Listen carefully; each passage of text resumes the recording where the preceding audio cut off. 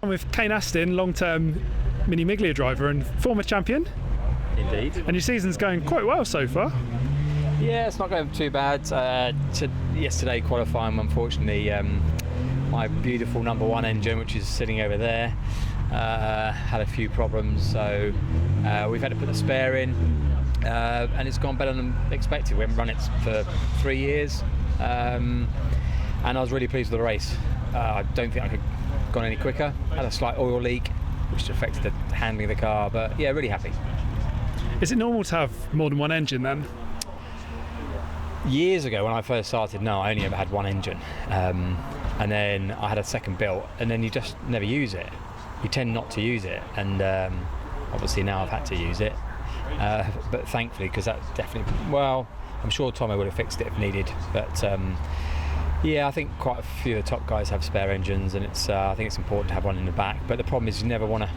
Yeah, I'd love a spare which is exactly the same power as the number one, but the problem is there's so much development, you've just got to develop both, and it becomes very costly. So everyone gives different figures on how much power they actually produce, but roughly how much do they produce now, Mini Miglia? Not a clue. It depends which rollers you go to, but I'd imagine they're all sort of 130, 135 horsepower, I should think, somewhere around there.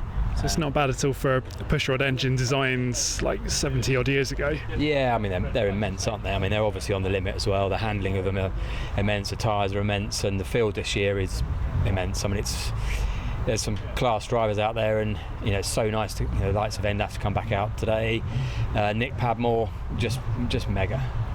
Kind of builds the whole grid as well. When more competition you've got at the front, the bigger the grid as a whole, I think. Yeah, and the top 10, 15 drivers, we must be within a second of each other, and a second is obviously a lot in racing, but if you look at it on a piece of paper, it's tiny, isn't it? And what kind of lap times are you doing around Brands Hatch MD?